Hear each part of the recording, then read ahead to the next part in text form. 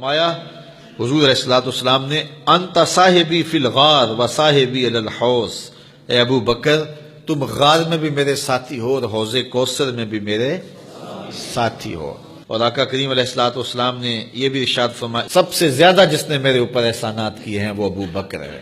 حضور نے فرمایا کسی کے مال نے مجھے اتنا نفع نہیں دیا جتنا ابو بکر کے مال نے دیا، جتنا ابو بکر کے مال نے دین کو، اسلام کو، میرے کاز کو نفع دیا ہے، میرے حضور نے فرمایا اتنا کسی کے مال نے نفع نہیں دیا۔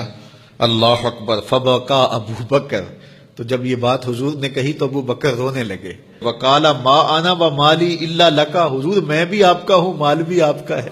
اللہ اکبر۔ حضرت ابو بکر صدیق رضی اللہ تعالی عنہ نے حضور علیہ السلام کے ساتھ جو محبتوں کا ذکر کیا، اور پھر آقا کریم علیہ السلام نے ان کا جو اختصاص فرمایا کہ ایک خاتون آئی اور اس نے حضور سے کوئی مسئلہ پوچھا تو آقا کریم نے فرمایا پھر آ جانا۔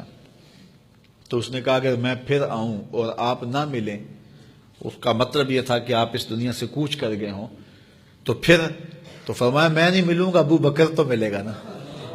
تو علماء نے کہا یہ خلافت کی طرف اشارہ ہے۔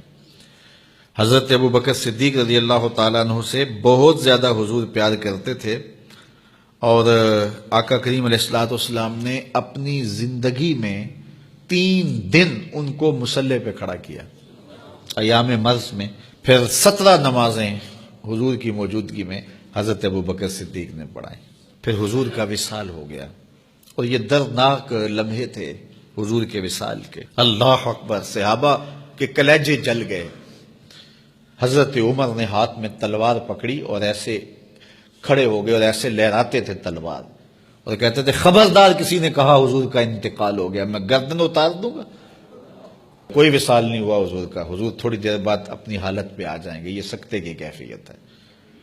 حضرت زید بن عبداللہ کے بیٹے نے جا کے کہا ابا جی حضور کا انتقال ہو گیا، تو انہوں نے باغ میں پانی دے رہے تھے، سب کام چھوڑ دیا، ہاتھ اٹھائے گا اللہم اذہب بصری حتی لا ارا بعد حبیبی محمد احدا، اے اللہ مجھے اندھا کر دے، آنکھوں کے دیے اس لیے روشن تھے کہ تیرے محبوب کو دیکھوں، جب حضور چلے گئے ہیں تو میں نے یہ چراغ کیا کرنے ہیں، بجھا دے ان چراغوں کو۔ تو کیا کیفیت تھی، حضرت فاطمہ بول رہی ہیں سبت علیہ مصائب لو انہا سبت علی الایام سرنا لیالیا، میرے اوپر وہ مصیبتیں ٹوٹی ہیں اگر یہ دنوں پہ ٹوٹ پڑتی تو دن کالی راتیں بن جاتے۔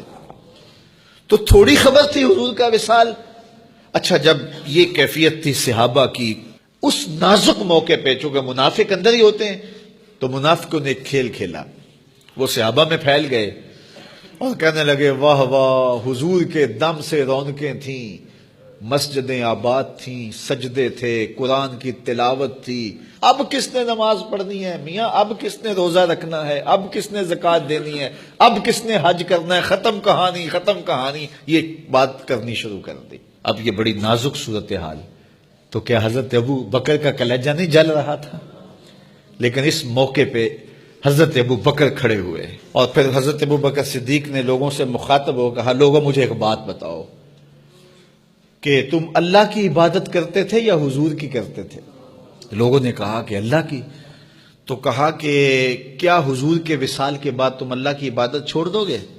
کہا نہیں۔ کہا مجھے بتاؤ جس دین کو سر بلند کرنے کے لیے حضور نے اپنی ساری زندگی لگا دی، تو کیا حضور کے چلے جانے کے بعد اس مشن کو چھوڑ دو گے؟ لوگوں نے کہا نہیں۔ تو کہا پھر اٹھو اور نبی کے دین کا پرچم تام لو۔ حضور کا وصال ہو گیا ہے، اب حضور کے مشن کو ہم نے اٹھانا اور اپنے کندھوں پہ وہ بوجھ لینا ہے۔ تو کیا جس کے لیے حضور نے اپنی جان تک دے دی، تو کیا ہم وہ مشن چھوڑ دیں گے؟ صحابہ کے اندر ہمت پیدا ہوئی، کہا کیوں چھوڑیں گے، ہم تو اٹھیں گے اور پہاڑوں سے بھی ٹکرا جائیں گے۔ تو یہ وہ موقع تھا جس موقع کو سنبھالا حضرت ابو بکر نے۔ منافق تو چال چل گئے تھے، صحابہ پر صدموں کے پہاڑ ٹوٹ رہے تھے، ساری ذریت اسلام ساری زندگی جو ہے وہ تعریفیں کرتی رہے، مدح و ستائش کرتی رہے، ابو بکر صدیق کا یہ حق نہیں ادا ہو سکتا۔ یہ احسان کیا ہے امت کے اوپر حضرت ابو بکر صدیق نے۔